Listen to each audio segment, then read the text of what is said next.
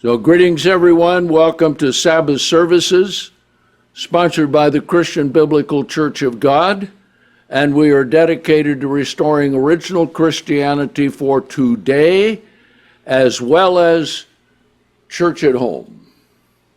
Today there are a lot of things going on that are fulfilling prophecies, some of the things that we know of, and some of the things we don't know of. First of all, we understand that Satan is deceiving the whole world.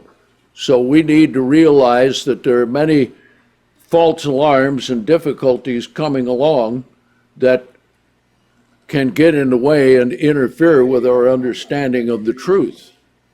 Even one woman wrote me and said she thought the first resurrection was coming in 2024. Well, I don't quite yet think so. I told her that there's no new temple because that has to come first, and the last 7 years hasn't yet kicked in, as we will see. But many other things are developing and moving quickly to pave the way. And what we need to understand is it's going to be a time of the greatest time in the history of the world. Now, let's start out by doing this. We've heard in the past, and we preached before, that all religions will get together. Well, they're making progress of it, and Pope Francis looks like he's going to hold the office of false prophet, but maybe his successor or the successor after that one. So there's still quite a bit of time left, as we will see. But here, Pope Francis calls for interfaith prayer, each to his own God. Indeed, the Roman Catholic Church organized a day of prayer and fasting addressed to all believers of all religions. Okay. Well, now stop and think, even atheism is a religion, okay? And it was under the auspices of the Higher Committee for the Human Fraternity to pray together. Now, this was initiated some 2 years ago when Pope Francis and one of the leading imams from not Saudi Arabia, but Oman, they got together where they were building a interfaith worship at that country. Okay? So, Catholics, Muslims, and people of other religions who are of no religion were all encouraged to pray for hers or his own God or personal ideal. Now, for what? To try and stop the pandemic of the Chinese virus. Well, even Kenneth Copeland, I saw him on television, where he was standing up and commanding the virus to leave and to go. Well, after he did that, there were more cases. So apparently, his command wasn't heeded. Now, continuing in this report that was given to me a couple of weeks ago, the document on human fraternity blurs the distinction and changes the meaning of fraternity, extending it to the relationships between peoples of different religions, as if Muslims and Christians were brothers and sisters praying to the same God.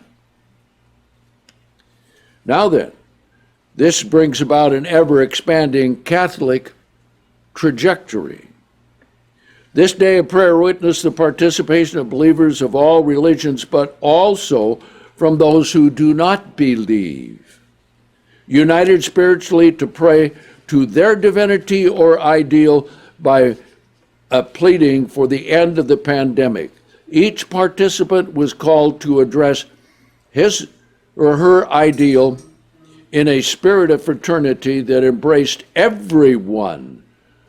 What is at stake is theologically is enormous. Now then, there's going to be quite a few things taking place. Now the question is, when did this really begin? So let's come back to Revelation, the 6th chapter, and let's look at something for just a minute. Because the first seal opened is the false prophet, and he's dressed in white. And isn't it interesting that the Pope is dressed in white in this picture? So, Revelation 6, and let's pick it up here in verse 1. And I looked when the Lamb opened one of the seals, and I heard one of the four living creatures say, like the sound of thunder, "Come and see." And I looked, and behold, there was a white horse, and the one sitting on it had a bow, and a crown was given to him, and he went out conquering and to conquer. So, very interesting. How can you conquer with a bow and no arrows? So this shows that this is probably the false prophet. Now, what was the first movement of the Catholic Church toward all other religions? Vatican II under Pope John Paul the 23rd. Okay. Now, they began reaching out to all religions, continuing to do so, and they even include in some of their addresses to the Hindus, Diwali. That is a feast of the Hindus. Now, is this when the first seal was opened? When that first occurred, that's what I preached. Then I thought later, no, that couldn't be it. Maybe that's too soon. But they've been continuously on this ecumenical movement to try and bring all religions together, which is really quite a tremendous thing when you understand it. Continuing in this report, moving beyond the parameter of the biblical faith, Roman Catholicism legitimizes prayers to other deities or religious ideals, silencing the prophetic message of the scriptures. Well, yes, it does in a way. It doesn't silence it because it was prophesied that it would happen. Now let's come to Revelation 13. Now, we'll talk a little bit about the beast power in a little bit, Revelation 13, but let's come down here to Revelation 13 and verse 11. Okay? Verse 11, Revelation 13. And I saw another beast rising out of the earth, and he had two horns like a lamb, but spoke as a dragon. And we know the dragon is Satan, the devil. And he exercises all the authority of the first beast before him. Now, what does that mean? The first beast is the world government. So this means that this second beast also has worldwide authority. And he causes all the earth and those who dwell therein to worship the first beast whose deadly wound was healed. We'll get to that to answer that a little bit later. But then, this is moving on, and we will see it taking place even more. All right? I got quite a few reports to read, and some of them are going to be quite astounding. Globalists just revealed that the great economic reset is scheduled for 2020. Now, that means resetting it, but what it's going to be like, it's going to be a digital currency at first. All currencies will be digitized. Okay? Now then, that will ultimately lead to the mark of the beast. So, Someone sent me this that was done 12 years ago in 1998. Professor has first world silicone chip implant. Now today in Sweden, they have virtually no money in the way of bills and coins. Everyone has a chip in the right hand. Okay? Verse 18, and he causes all, the small and the great, the rich and the poor, the free and the bond, to receive a mark in their right hands or in their foreheads. And isn't that interesting? Okay? Now the Greek says upon, but meaning upon, but within. And where they put the chip is right here between the thumb and the index finger. And many businesses in America have that, where they can just open doors, they can be identified and everything. And the digital cash will make it possible for your cell phones to touch each other and will transfer funds from your account to the account of the one that your phone touched. Now, I wonder how that's going to work with stolen phones.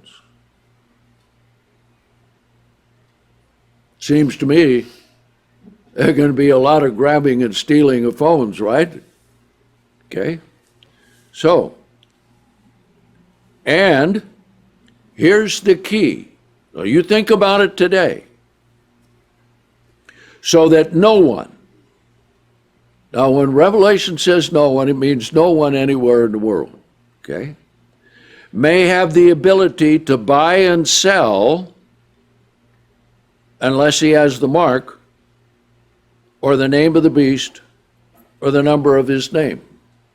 Now think about if you can't buy and sell. Think about if all of a sudden you woke up one morning, your bank account didn't have access, all of your credit cards were blanked out, and you had no money, and even if you had it, they didn't want to take it. Now that's total control. Now the Chinese are progressing toward that because they have the cell phone technology right now, and the Chinese are trying to digitize their currency, the yuan. Here's the report which says, digitize the dollar. They're even working on laws in Congress to do that. Now, why would that appear to be a good thing? Because it'll put it in such a way they will never have to pay off any borrowed money. Now think about that. All right? Now, let's come to Revelation 9. Okay? Revelation 9. We won't get to the scripture just yet, but you'll have it right there.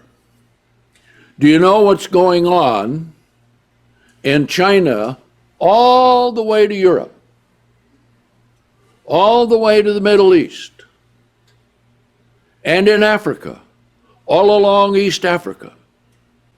Here it is. You probably have heard something of it.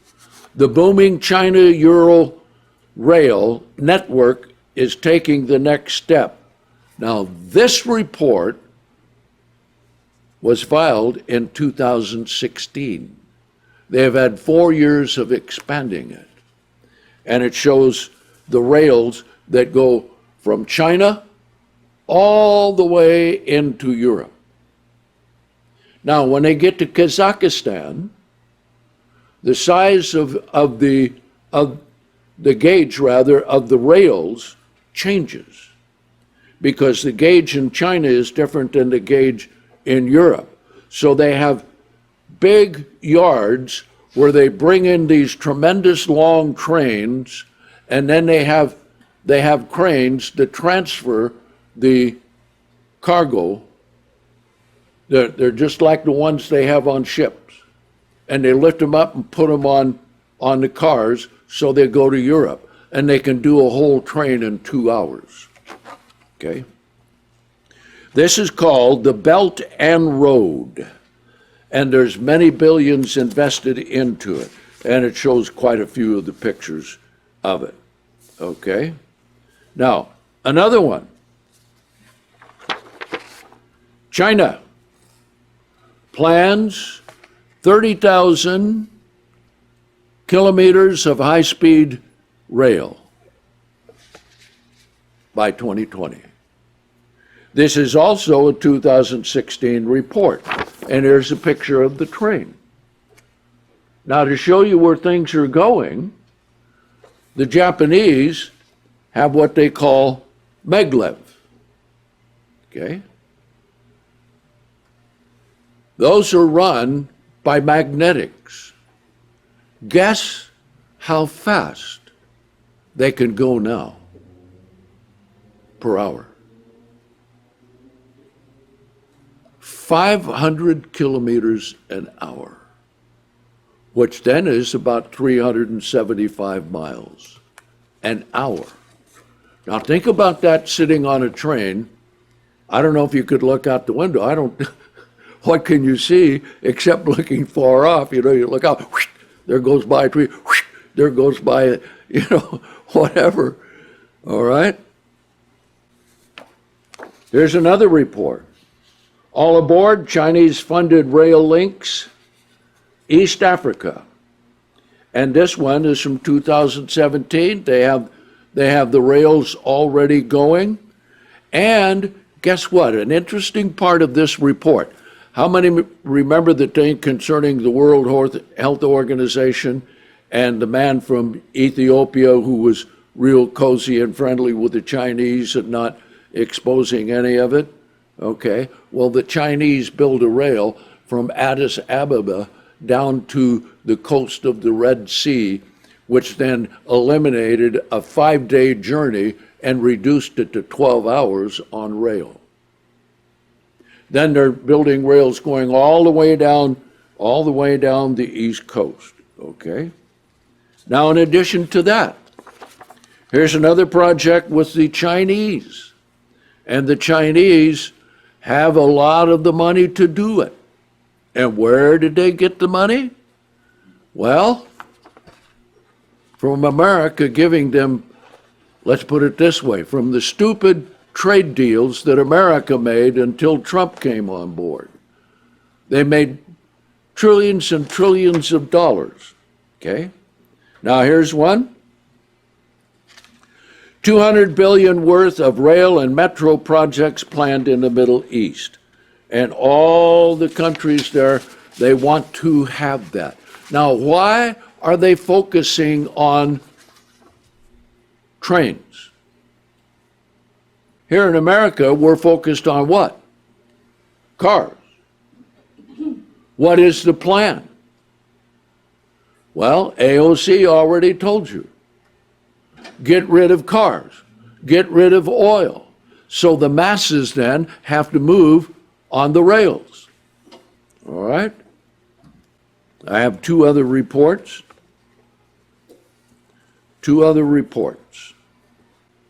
The United States has been wanting to get out of Afghanistan, right? Remember that? Okay. Guess who's moving in?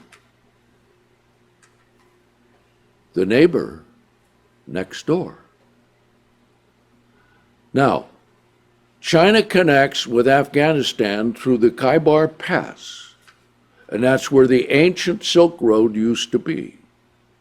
Okay? So here's an article. China and Afghanistan pledged to jointly promote Belt and Road Initiative. Now, why do they need the rails and the roads and the pipelines? We'll see in just a little bit. Okay. Now then, here's a very interesting article, which is May 5, 2020. China wraps up role in Afghanistan ahead of U.S. withdrawal. I'll read part of this report here because this is interesting. And I think it was about 15 years ago, maybe not quite that far back, but at least 10 years ago, I suggested that the best way to get out of Afghanistan was make a deal with the Chinese. Let them come in. And guess what's happening today? That very thing. Now, why? And how does this fit into prophecy? Let me read from the report. As the United States and its allies begin what looks like the final withdrawal of their forces from Afghanistan, China appears to be expanding its role and influence in the country. They're already operating a big copper mine. What do you need copper for? All the digital equipment, right? Okay. Beijing is actively enhancing contracts, possibly building robust relations with the Afghan province in Kabul and the Taliban, visibly pushing for reconciliation between its long-standing ally, that is China's ally, Pakistan, and Afghanistan. Bring them together. Now, isn't that interesting? Okay. China is underpinning its diplomacy with prospects of greater trade and investment in the impoverished country. Now, question, how do you think that the Chinese are going to take care of the problem of the insurgents of the Taliban? They'll just kill them. Beijing is actively pursuing a close relationship with the Taliban, get them put down their arms, etc. Okay. As a neighbor and friend of Afghanistan, China represents the Afghan people's choice of their own development path and stands ready to continue to support, mediate, and facilitate peace and reconciliation process in Afghanistan and further play its constructive role. Okay? That's from the ambassador of China. Let me read the final link. Okay? And then we will go to Revelation 9. Because Revelation 9 and Revelation 16 will be fulfilled. But when you look at all of that area, and you look at how far back that all of that land area goes, you're going to understand why I'm going through all of this.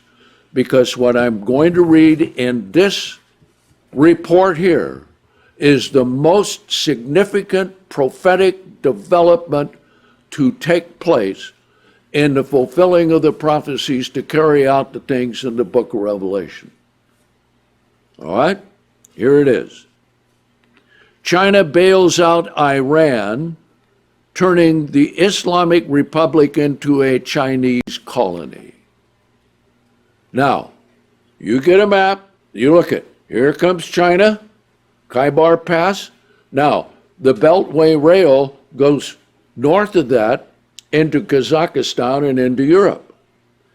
There will be one coming through the Khyber Pass and through Afghanistan. But what is the missing link to get it to go all the way to Europe? Iran. In an 18-page document written by the Iranian Ministry of Foreign Affairs entitled Iran-China 25-Year Comprehensive Partnership Document, in the agreement, China has agreed to invest 400 to 600 billion in Iranian infrastructure in exchange for dominance over Iran's natural resources, which is oil. And what does China need? Oil. Right? The document highlights the shared interest of both countries, the supply of crude oil, renewable energy, civilian nuclear energy, petroleum chemical products, and from an infrastructure perspective, the deal involves construction of railroads, highways, maritime connection, banking cooperation with regards to local currency. So China's going to rescue Iran. Now, why is that important? Now, it's going to take time to do all of these things. It takes time to build roads. It takes time to build pipelines. That's what they're going to do. It takes time to get all of that done. Okay? So Revelation 9, verse 14. Now, where is the Euphrates River? That's one of the two main rivers in Iraq. What is the eastern border of Iraq? Iran. So the Chinese coming with all of this, they can go over the top of Iraq and connect with Syria. And then they can go, they already have it already proposed, go through Turkey and then on into Europe. Verse 14. And that angel, and it said to the sixth angel who had the trumpet, loose the four angels that are bound in the great river Euphrates. Then the four angels who had been prepared for an hour, a day, and a month. Now stop and think about that. That is a specific set time that this is going to happen. But what all has to be built up to make it possible is what I'm just reading to you. The rails, the roads, the pipelines.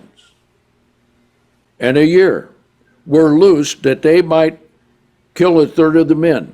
Now notice verse 16. And the number of the armies of the horsemen was 200,000. 200 million. 200 million. Now these armies will be strung out all the way to China, down to Southeast Asia.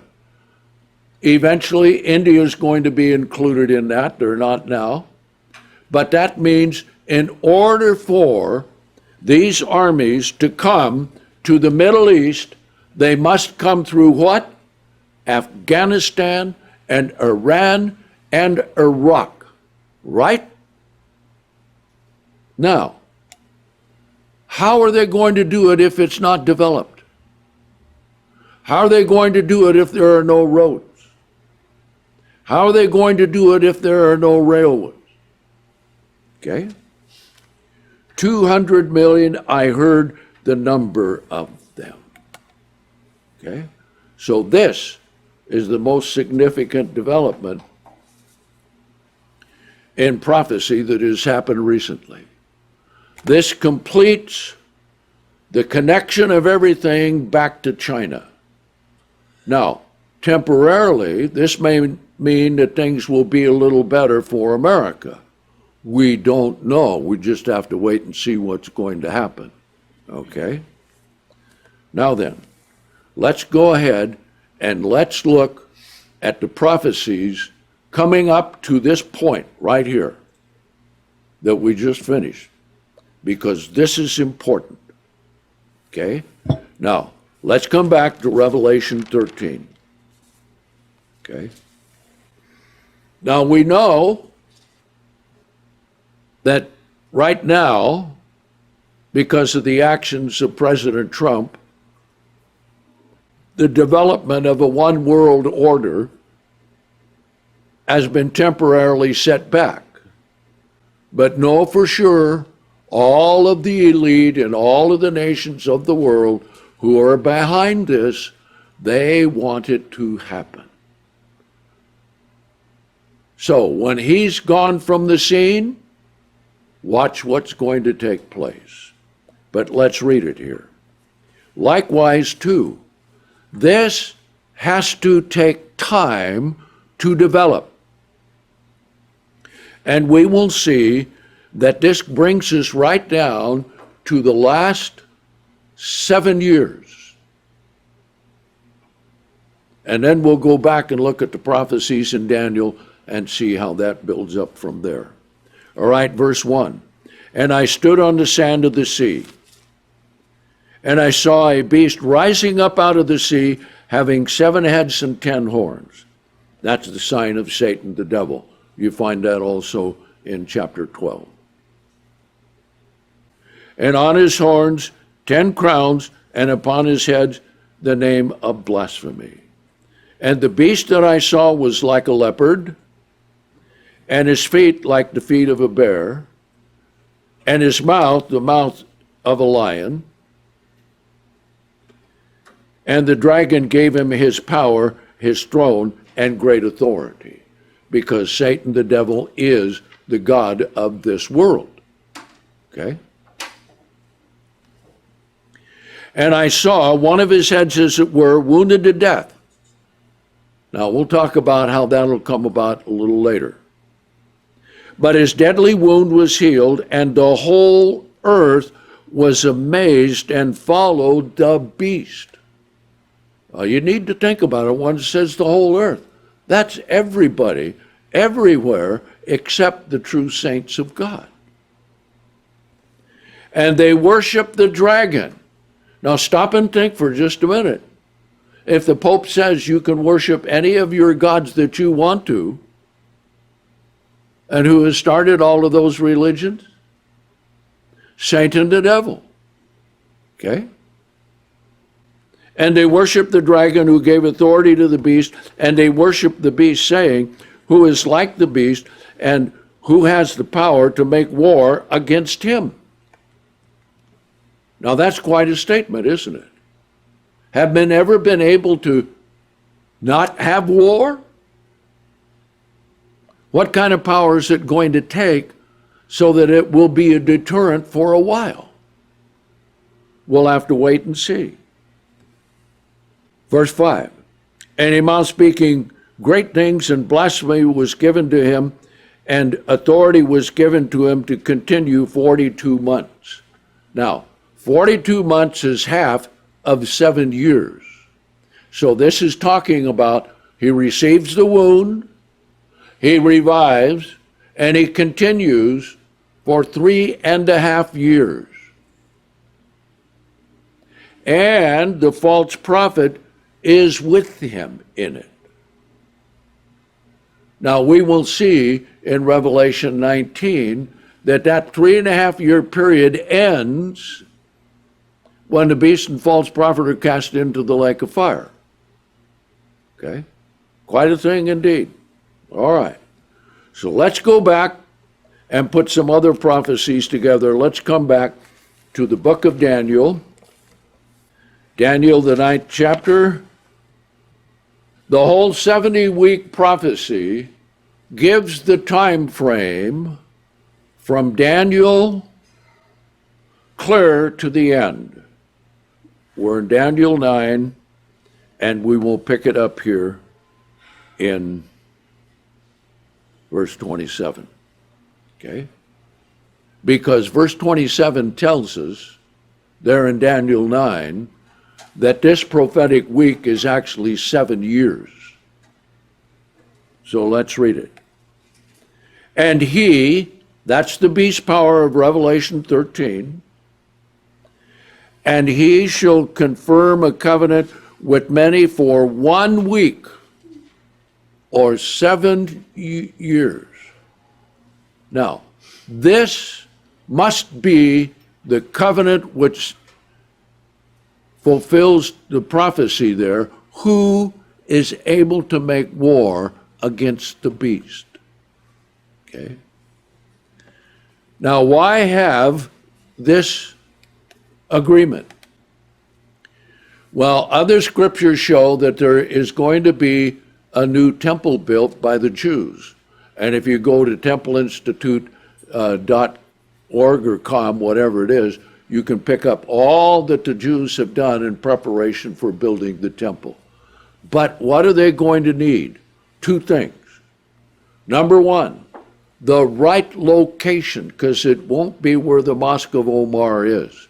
And if you don't have our DVD on where the temple was originally, then you request it, we'll send it to you. Because remember Jesus' prophecy that there would not be one stone left upon another when the temple would be destroyed. But if you look at the Western Wall, and over beyond that, you have what? The Mosque of Omar, and there are huge stones still standing one on top of another. So, in order to build the temple, they must have the right location. Number two, because of the hostility of the Muslims, they must have military protection to build it. So that will have to come. So we need to keep our eyes on that. But notice this. And in the midst of the week, 3.5 years. Now we'll see how that comes about in just a bit. He shall cause the sacrifice and offering to cease. And upon the wing of abomination shall come one who makes desolate. Now that's when the beast is revived from the wound. And the abomination is what? We'll see that in a minute. Even unto the consummation. So this brings us to the close of the age when Christ returns. And the fully determined end which is decreed shall be poured out upon the desolator, which then is the extermination of the beast. All right. Now, Matthew 24, we've covered this before, but this is what kicks off the last 3.5 years. Matthew 24.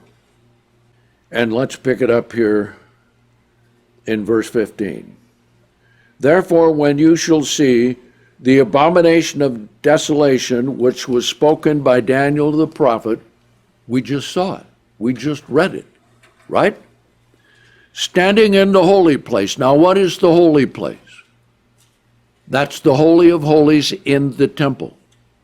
Okay? Now then, notice this parenthetical statement.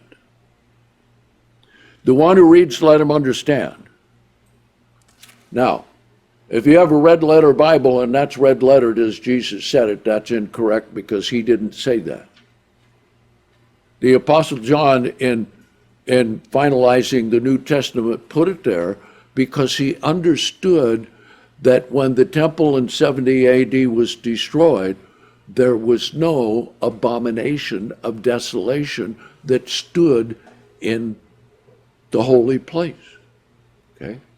So he wrote this for all of us today, that as we read this, we need understanding. Okay? Why? Okay? Come down to verse 21. For then shall be great tribulation. That's what kicks off the great tribulation. Right there. Such as not had been from the beginning of the world until this time, nor ever shall be again. And if those days were not limited, there would be no flesh saved. But for the elect's sake, those days shall be limited. What are they limited to? 7 years, 3.5 and 3.5.